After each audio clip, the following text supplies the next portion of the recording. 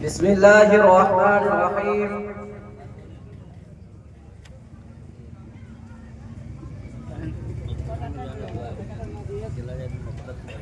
الحمد لله نحمده ونستعينه ونستغفره ونؤمن به ونتوكل عليه ونعوذ بالله من شرور أنفسنا ومن سيئات أعمالنا. من يهده الله فلا مضل له ومن يضلله فلا هادي له. أشهد أن لا إله إلا الله وأشهد أن محمدا عبده ورسوله. أما بعد فأعوذ بالله من الشيطان الرجيم. بسم الله الرحمن الرحيم. قال الله عز وجل في كتابه المبين وقضى ربك ألا تعبدوا إلا إياه وبالوالدين إحسانا إما يبلغن عندك الكبر أحدهما أو كلاهما فلا تقل لهما أف ولا تنهرهما وقل لهما قولا كريما واخفض لهما جناح الذل من الرحمة وقل رب ارحمهما كما ربياني صغيرا. صدق الله العظيم. وعن عبد الله بن عمر رضي الله تعالى عنه قال قال رسول الله صلى الله عليه وسلم رضا الرب في رضا الوالد وسخط الرب في سخط الوالد أو كما قال عليه الصلاة والسلام. سبھی کچھ ہو رہا ہے اس ترقی کے زمانے میں، سبھی کچھ ہو رہا ہے اس ترقی کے زمانے میں، مگر یہ کیا مذہب ہے کہ آدمی انسان نہیں ہوتا. یاد رکھے کہ یہ نصیحت ہے، یاد رکھے کہ یہ نصیحت ہے.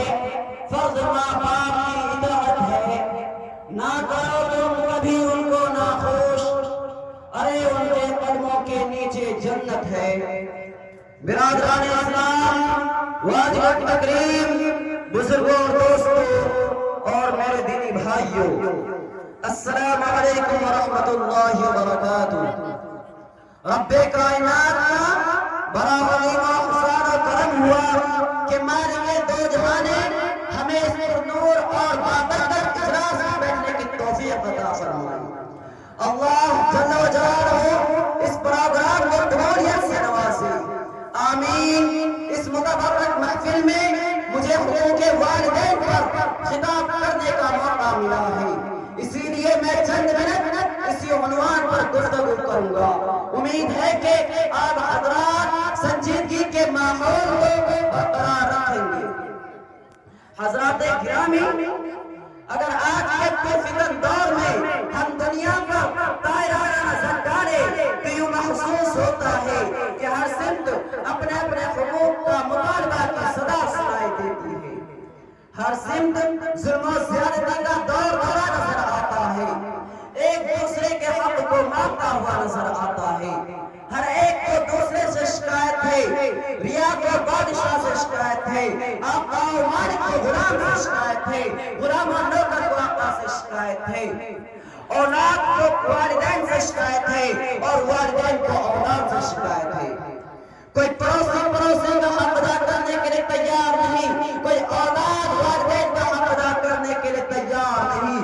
والدین پر ظلم و زیادتی کے پہاڑ توڑے جا رہے ہیں، ان کے عزت و احترام کو پامال کیا جا رہا ہے، ان کے ساتھ گھناوری اور ناپاک حرکتیں کی جا رہی ہے. والدین پر ظلم و زیادتی کے پہاڑ توڑنے والے اسی ماں نے 9 ماہ کو پیٹ میں رکھا، جس ماں نے 2.5 سال تک دودھ پلایا، جس ماں نے بچے کی خاطر مصیبت برداشت کی، جس ماں نے بچے کی پریشانی کو اپنی پریشانی سمجھا. مجھے بتاؤ تو صحیح کہ والدین کا حق یہی ہے کہ ان پر ظلم و زیادتی کے پہاڑ توڑے جائے؟ کیا ان کے ساتھ گھناوری اور ناپاک حرکتیں کی جائے؟ کیا ان کا عزت و احترام کو پامال کیا جائے؟ ہرگز نہیں، ہرگز نہیں. میرے دینی بھائیو، یہ والدین کا حق نہیں. یاد رکھیے کہ اگر کوئی اولاد اپنے والدین کے ساتھ گھناوری اور ناپاک حرکت کرتا ہے، ان پر ظلم و زیادتی کرتا ہے تو اللہ اس کو آخرت میں عذاب کو ضرور دیں گے، لیکن دنیا میں بھی سزا مل جاتی ہے۔ ثبوت کے طور پر میں اب حضرات کے سامنے ایک واقعہ بیان کرنا چاہتا ہوں، امید ہے کہ اب حضرات اس سے کچھ نصیحت حاصل کریں گے انشاءاللہ۔ غالباً پاکستان میں پیش آیا، ایک نوجوان نوکری سے گھر آیا تو اس کی بیوی نے اسے ماں کی شکایت کی۔ نوجوان کو بہت زیادہ غصہ آیا، نوجوان ماں کو مارنے کے لیے گیا تو بیچاری بوڑھی ماں نماز پڑھ رہی تھی۔ سخت دل نوجوان نے ماں کی گردن پر پیر رکھا اور اس زور سے رکھا کہ ماں مالک حقیقی سے جا ملی۔ نوجوان اور چچا زاد بھائی نے دونوں مل کر ماں کو دفن کرنے کے لیے قبر تیار کی، اور ماں کو قبر میں اتارنے کے لیے وہ نوجوان اور چچا زاد بھائی دونوں قبر میں اترے تو چچا زاد بھائی قبر سے صحیح سلامت باہر نکل گیا، لیکن جیسے ہی نوجوان قبر سے باہر نکلنے کی کوشش کی تو قبر نے فوراً اسے دبوچ لیا۔ نوجوان دہشت زدہ اور ڈر کی وجہ سے چلانے لگا۔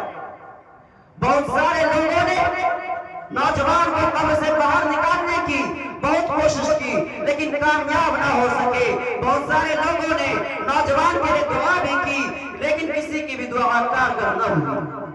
آخرکار نوجوان تڑپ تڑپ کر مر گیا۔ جب اس کی بیوی کو یہ پتہ چلا تو رو رو کر بیان کرنے لگی کہ دوشی اور خطا کار تو میں ہوں، میں نے ہی ماں کے خلاف زور اگلا تھا۔ پھر سارا واقعہ بیان کرتی ہے، کسی شخص نے کیا یہ خوب کہا ہے، آدمی کے پاس سب کچھ ہے، آدمی کے پاس سب کچھ ہے مگر ایک تنہا آدمیت ہی نہیں۔ برادران اسلام، میں نے خطبہ میں ایک سورہ پڑھی تھی، اس میں یہی فرمایا گیا